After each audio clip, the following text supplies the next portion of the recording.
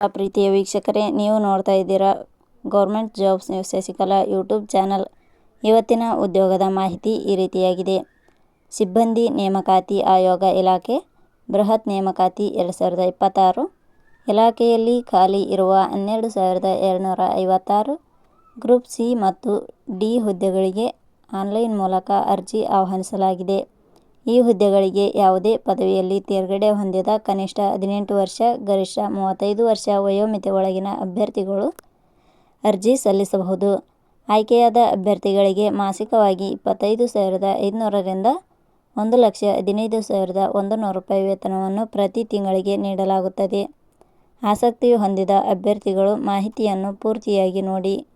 ಇದೇ ರೀತಿಯ ಉದ್ಯೋಗದ ಮಾಹಿತಿಯನ್ನು ಪಡೆಯಲು ನಿಮ್ಮ ವಿಡಿಯೋ ಕೆಳಗಡೆ ಕಾಣುವ ಸಬ್ಸ್ಕ್ರೈಬ್ ಬಟನ್ ಮೇಲೆ ಕ್ಲಿಕ್ ಮಾಡಿ, ಹಾಗೆ ಅದರ ಪಕ್ಕದಲ್ಲಿ ಬರುವ ಬೆಲ್ ಐಕಾನ್ ಮೇಲೆ ಪ್ರೆಸ್ ಮಾಡಿ. ಇಲಾಖೆ ಹೆಸರು ಸ್ಟಾಫ್ ಸೆಲೆಕ್ಷನ್ ಕಮಿಷನ್ ಇಲಾಖೆ. ಹುದ್ದೆಗಳ ಹೆಸರು ಗ್ರೂಪ್ ಸಿ ಮತ್ತು ಡಿ ಹುದ್ದೆಗಳು. ಒಟ್ಟು ಹುದ್ದೆಗಳ ಸಂಖ್ಯೆ ಇಲಾಖೆಯಲ್ಲಿ 12,256 ವಿವಿಧ ಹುದ್ದೆಗಳು ಖಾಲಿ ಇವೆ. ಶೈಕ್ಷಣಿಕ ವಿದ್ಯಾರ್ಹತೆ.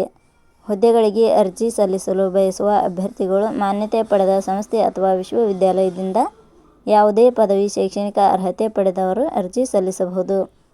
ಹುದ್ದೆಗಳಿಗೆ ಸಂಬಂಧಿಸಿದ ನೋಟಿಫಿಕೇಷನ್ ಲಿಂಕ್ ನಮ್ಮ ಟೆಲಿಗ್ರಾಮ್ ಚಾನಲಲ್ಲಿ ನೀಡಲಾಗಿದೆ. ಅಲ್ಲಿಂದ ಡೌನ್ಲೋಡ್ ಮಾಡಿಕೊಂಡು ಹೆಚ್ಚಿನ ಮಾಹಿತಿ ತಿಳಿದುಕೊಳ್ಳಬಹುದು. ವಯೋಮಿತಿ. ಹುದ್ದೆಗಳಿಗೆ ಅನುಗುಣವಾಗಿ ಕನಿಷ್ಠ 18 ವರ್ಷ, ಗರಿಷ್ಠ 35 ವರ್ಷ ನಿಗದಿಪಡಿಸಲಾಗಿದೆ. ವಯೋಮಿತಿ ಸಡಿಲಿಕೆ ವಿವರಣೆ. ಸ್ಟಾಫ್ ಸೆಲೆಕ್ಷನ್ ಕಮಿಷನ್ ಇಲಾಖೆಯ ನಿಯಮಗಳ ಅನುಸಾರ ವಯೋಮಿತಿಯಲ್ಲಿ ಸಡಿಲಿಕೆ ಇರುತ್ತದೆ. ವೇತನ ಶ್ರೇಣಿ. ಆಯ್ಕೆಯಾದ ಅಭ್ಯರ್ಥಿಗಳಿಗೆ ಇಲಾಖೆಯ ನಿಯಮಗಳ ಅನುಸಾರ ಮಾಸಿಕವಾಗಿ 25,500 ರಿಂದ 1,51,100 ರೂಪಾಯಿ ವೇತನ ಶ್ರೇಣಿ ಇರುತ್ತದೆ. ಅರ್ಜಿ ಸಲ್ಲಿಸುವ ವಿಧಾನ. ಹುದ್ದೆಗಳಿಗೆ ಅರ್ಜಿ ಸಲ್ಲಿಸಲು ಬಯಸುವವರು www.jobsexplain.com ವೆಬ್ಸೈಟ್ಗೆ ಭೇಟಿ ನೀಡಿ ಅರ್ಜಿ ಸಲ್ಲಿಸಬೇಕು.